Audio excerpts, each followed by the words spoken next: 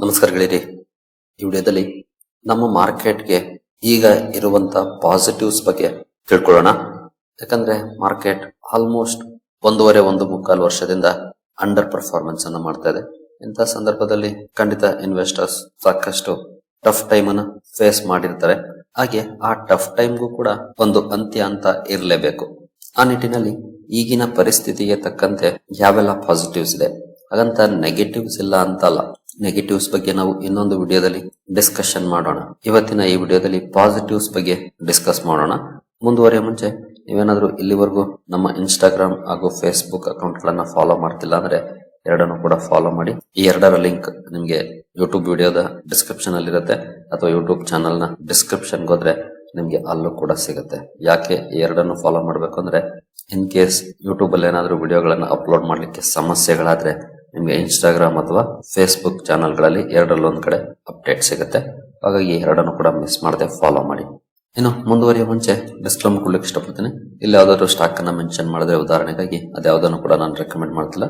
ನೀವು further study meditation ತಗೊಳ್ಬಹುದು. As A educational purpose ನಾನು ವಿಡಿಯೋ ತರ್ತಾ ಇದ್ದೀನಿ. Is the worst behind us ಅಂದ್ರೆ ಮಾರ್ಕೆಟ್ ನ ಅತ್ಯಂತ ಕೆಟ್ಟ ದಿನಗಳೇನಿದ್ದಾವೆ ಅವುಗಳು ಈಗಾಗಲೇ ಆಗೋಗ್ಬಿಟ್ಟಿದ್ದಾವ. ಅಂದ್ರೆ ಮಾರ್ಕೆಟ್ ಇನ್ನೂ ಜಾಸ್ತಿ ಡೌನ್ ಆಗುವಂತ ಸಂಭವನೀಯತೆ ಇಲ್ವಾ?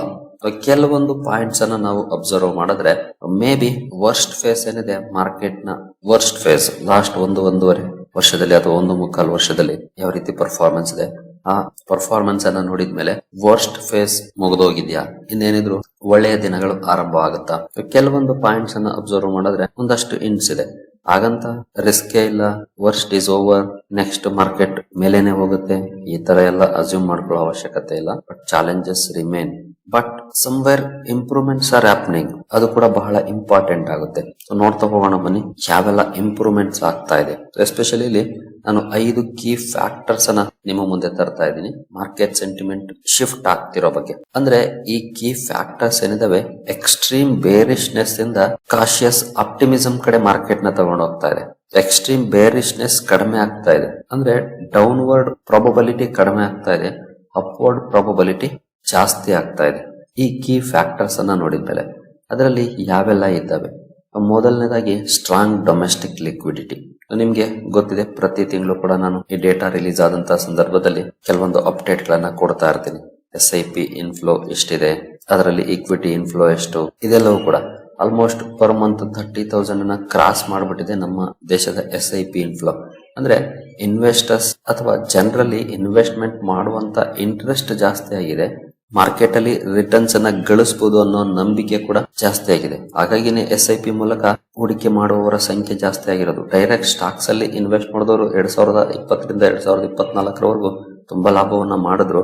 ಅನಂತರ ತುಂಬಾ ಜನ ಮಾರ್ಕೆಟ್ ಸರಿ ಇಲ್ಲ ಅಂತ ಹೋಗ್ಬಿಟ್ಟಿದ್ದಾರೆ. ಆಗ್ಲೇ ನೀವು ಇನ್ನೂ ಸಸ್ಟೈನ್ ಆಗಿದ್ದೀರಿ, ಇನ್ನೂ ನಿಮ್ಮ ಹತ್ರ ಇರೋ ಹೋಲ್ಡಿಂಗ್ ಅನ್ನ ಇಟ್ಕೊಂಡಿದ್ದೀರಿ ಅಂದ್ರೆ ಖಂಡಿತ ನೀವು ಮಾರ್ಕೆಟ್ ಅಲ್ಲಿ ಸಸ್ಟೈನ್ ಆಗ್ತೀರಿ, ಜೊತೆಗೆ ಒಳ್ಳೆ ವೆಲ್ತ್ ಕೂಡ ಕ್ರಿಯೇಟ್ ಮಾಡ್ಕೊಳ್ತೀರಿ.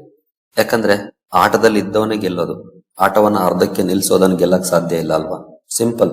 ಮಾರ್ಕೆಟ್ ಅಲ್ಲಿ ಇದ್ರೆ ನೀವು ಇವತ್ತೆಲ್ಲ ನಾಳೆ ಗೆಲ್ತೀರಿ, ಮಾರ್ಕೆಟ್ ಅಲ್ಲೇ ಇಲ್ಲ ಅಂದ್ರೆ ಗೆಲ್ಲೋ ಚಾನ್ಸಸ್ ಇಲ್ಲ. ಸೊ SIP ಇನ್ಫ್ಲೋ ಚೆನ್ನಾಗಿದೆ, ಜೊತೆಗೆ EPF and retirement related investment ಕೂಡ ಸ್ಟಡಿ ಕ್ಯಾಪಿಟಲ್ ಫ್ಲೋನ ಕೊಡ್ತಿದ್ದಾವೆ ಮಾರ್ಕೆಟ್ಗೆ. ಹಾಗೆ ಡೊಮೆಸ್ಟಿಕ್ ಇನ್ವೆಸ್ಟರ್ಸ್ FIS ಸೆಲ್ಲಿಂಗ್ ಅನ್ನ ಅಬ್ಸರ್ವ್ ಮಾಡ್ಕೊಂಡ್ಬಿಟ್ಟಿದ್ದಾರೆ. ಅಂದ್ರೆ SIP ಮೂಲಕ ಆಗ್ಬೋದು, ಅಥವಾ ಡೈರೆಕ್ಟ್ ಸ್ಟಾಕ್ಸ್ ಮೂಲಕ ಆಗ್ಬೋದು, ಅಥವಾ ಬೇರೆ ರೀತಿಯಲ್ಲಿ ಆಗ್ಬೋದು. FIS ಏನ್ ಕಂಟಿನ್ಯೂಸ್ ಆಗಿ ಸೆಲ್ಲಿಂಗ್ ಮಾಡ್ತಿದ್ದಾರೆ ಅದನ್ನ ಅಬ್ಸರ್ವ್ ಮಾಡ್ಕೊಂಡ್ಬಿಟ್ಟಿದ್ದಾರೆ. ಇನ್ ಕೇಸ್ ನಾವು 2020 ಬಿಫೋರ್ ಈ ರೀತಿ FIS ಸೆಲ್ಲಿಂಗ್ ನೋಡ್ಲಿಕ್ಕೆ ಸಿಕ್ಕಿತ್ತು ಅಂದಿದ್ರೆ ಮಾರ್ಕೆಟ್ ಮೇ ಬಿ 50-60% ಬೀಳುವಂತ ಸಾಧ್ಯತೆಗಳು ಜಾಸ್ತಿ ಇರ್ತಾ ಇತ್ತು. ಯಾಕಂದ್ರೆ ಆಗ ಡೊಮೆಸ್ಟಿಕ್ ಪಾರ್ಟಿಸಿಪೇಷನ್ ತುಂಬಾ ಕಡಿಮೆ ಇತ್ತು, FIS ಮಾರ್ಕೆಟ್ ನ ರೋಲ್ ಮಾಡ್ತಾ ಇದ್ರು.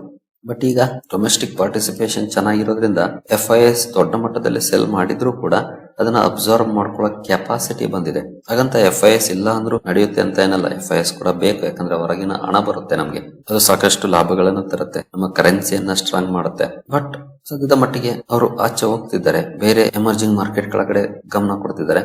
ಬಟ್ ಇವತ್ತಲ್ಲ ನಾಳೆ FIS ಬರಲೇಬೇಕು, ಬಂದೇ ಬರ್ತಾರೆ, ಅದರಲ್ಲಿ ಡೌಟೇ ಇಲ್ಲ. ಸೊ ಮೊದಲಿಗೆ ಮಾರ್ಕೆಟ್ ಸೆಂಟಿಮೆಂಟ್ ಕಡೆ ನಾವು ನೋಡೋದಾದ್ರೆ ಸೆಂಟಿಮೆಂಟ್ ನೆಗೆಟಿವ್ ಇರ್ಬೋದು, ಬಟ್ ಡೊಮೆಸ್ಟಿಕ್ ಲಿಕ್ವಿಡಿಟಿ ಚೆನ್ನಾಗಿದೆ, ಅದೊಂದು ಬಿಗ್ ಪಾಸಿಟಿವ್ ಪಾಯಿಂಟ್ ಮಾರ್ಕೆಟ್ಗೆ. ಅದ್ರ ಜೊತೆಗೆ panic selling appears to be over. ಅಂದ್ರೆ ಮಾರ್ಕೆಟ್ ಬೀಳುತ್ತೆ ಅಂತ ಭಯಪಟ್ಟು ದೊಡ್ಡ ಮಟ್ಟದಲ್ಲಿ ಸೆಲ್ ಮಾಡ್ತಿದ್ರಲ್ಲ ಅದು ಮೇ ಬಿ ಮುಗಿದಿರಬಹುದು.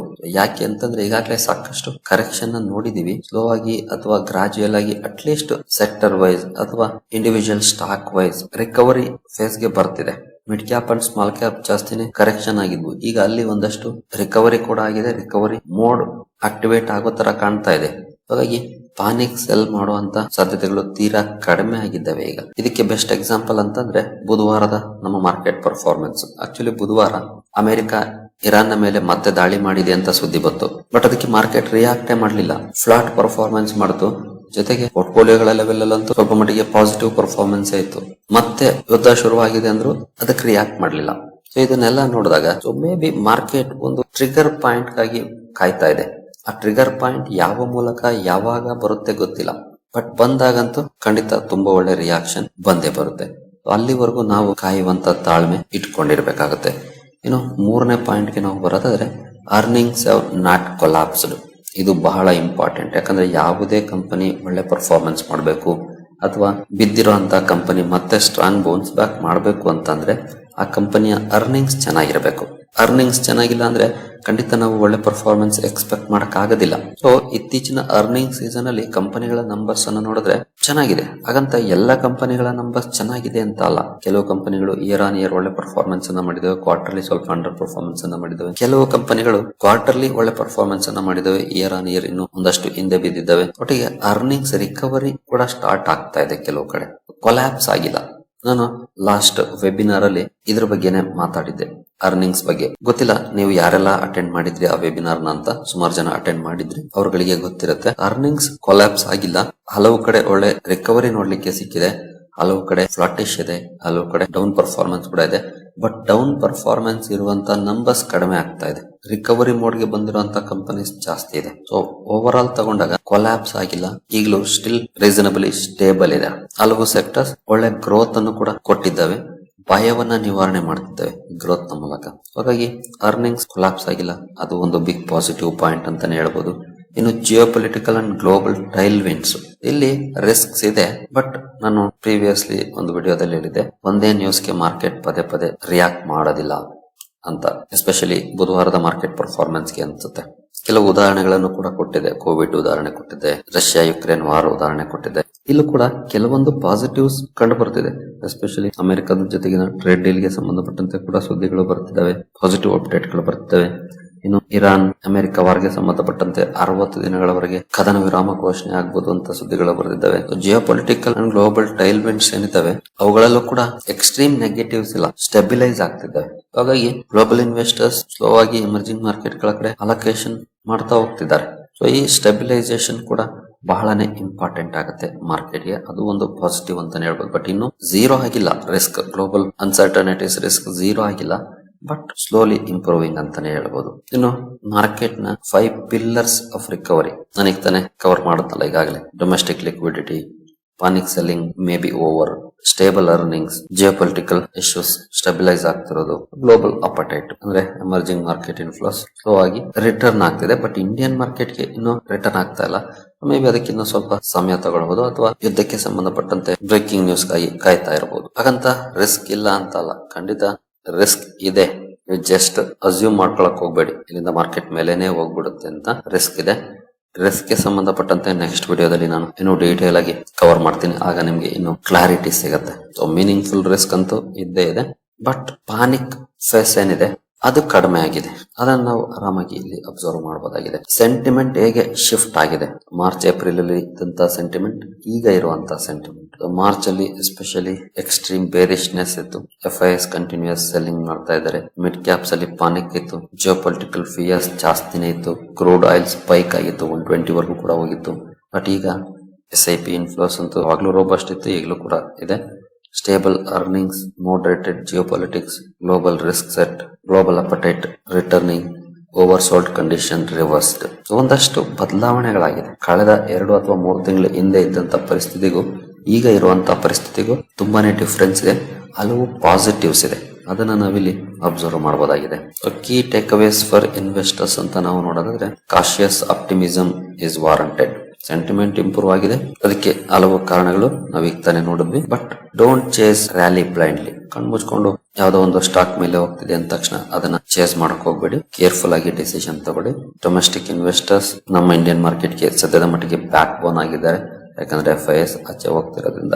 ಇನ್ನು ಅರ್ನಿಂಗ್ಸ್ ಅನ್ನ ನಾವು ಕ್ಲೋಸ್ಲಿ ವಾಚ್ ಮಾಡಬೇಕಾಗುತ್ತೆ. ಜೊತೆಗೆ ಗ್ಲೋಬಲ್ ಕ್ಯೂಸ್ ಅನ್ನು ಕೂಡ. ಸೊ ಮೇ ಬಿ ಇದು ನಮ್ಗೆ ಸಾಕಷ್ಟು ಇನ್ಪುಟ್ಸ್ ಅನ್ನು ಕೊಡುತ್ತೆ. ನಾವು ಇದನ್ನ ಎಲ್ಲಾನು ಡೈಲಿ ನೋಡ್ತಾ ಇರ್ತೀವಿ. ನಮ್ಮ ಚಾನಲ್ ನ ಫಾಲೋ ಮಾಡೋರಿಗೆ ಈ ಎಲ್ಲಾ ಅಪ್ಡೇಟ್ಗಳು ಪ್ರತಿದಿನ ಕೂಡ ಗೊತ್ತಾಗ್ತಾ ಇರುತ್ತೆ. ಅಂದ್ರೆ ಅರ್ನಿಂಗ್ಸ್ ಹಾಗೂ ಗ್ಲೋಬಲ್ ಕ್ಯೂಸ್ ಗೆ ಸಂಬಂಧಪಟ್ಟಂತೆ ಇದೆಲ್ಲವೂ ಕೂಡ ನಿಮ್ಗೆ ಈಗಾಗಲೇ ಗೊತ್ತಿರೋ ಅಂತದ್ದೇ. ನಾವು ರೆಗ್ಯುಲರ್ ಆಗಿ ಇವುಗಳನ್ನ ಕವರ್ ಮಾಡ್ತೀವಿ. ಇನ್ನು ಒಂದಷ್ಟು ಹೊಸ ಪ್ರಯತ್ನಗಳನ್ನು ಕೂಡ ಮಾಡ್ತಾ ಇದ್ದೀವಿ. ಖಂಡಿತ ಅವೆಲ್ಲವೂ ಕೂಡ ನಿಮ್ಗೆ ಉಪಯೋಗ ಆಗುವಂತವೇ ಆಗಿರ್ತವೆ. ಇನ್ನು ಈಗಾಗಲೇ ಒಂದು ಅನೌನ್ಸ್ಮೆಂಟ್ ಅನ್ನ ಮಾಡಿದ್ವಿ, ವೆಲ್ತ್ ಓರಿಯಾ ಅಂತ. ಇದ್ರ ಮೂಲಕ ಇನ್ನೊಂದಷ್ಟು ಹೊಸ ಪ್ರಯತ್ನಗಳಿಗೆ ಕೈ ಹಾಕಿದೀವಿ ಅಂತ. ಇನ್ ಕೇಸ್ ಇಲ್ಲಿವರೆಗೂ ಈ ಚಾನಲ್ ನ ನೀವು ಸಬ್ಸ್ಕ್ರೈಬ್ ಮಾಡಿಲ್ಲ ಅಂದ್ರೆ ಮಾಡಿ. ಇದರಲ್ಲೂ ಕೂಡ ಹೊಸ ವಿಷಯವನ್ನ ನಿಮ್ಮ ಮುಂದೆ ತರ್ತಾ ಇದ್ದೀವಿ. ಇನ್ನು ನಮ್ಮ ಇನ್ಸ್ಟಾಗ್ರಾಮ್ ಹಾಗೂ ಫೇಸ್ಬುಕ್ ಅಕೌಂಟ್ ಗಳನ್ನು ಕೂಡ ಫಾಲೋ ಮಾಡಿ. ಡಿಸ್ಕ್ರಿಪ್ಷನ್ ನ ಕೊನೆಯಲ್ಲಿ ಲಿಂಕ್ ಇರುತ್ತೆ.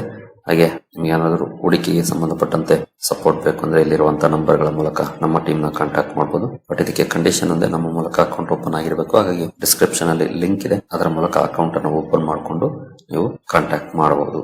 ನಮ್ಮ ಇನ್ಸ್ಟಾಗ್ರಾಮ್ ನ ಬಯೋದಲ್ಲೂ ಕೂಡ ಲಿಂಕ್ ಸಿಗತ್ತೆ. ಸರಿ ಗೆಳೆಯರೆ, ಈ ವಿಡಿಯೋ ನಿಮಗೆ ಇಷ್ಟ ಆಗಿದೆ ಅಂದ್ಕೊಳ್ತೀನಿ. ಮುಂದಿನ ವಿಡಿಯೋದಲ್ಲಿ ಸಿಗೋಣ. ಅಲ್ಲಿವರೆಗೂ ಜೈ ಹಿಂದ್, ಜೈ ಕರ್ನಾಟಕ.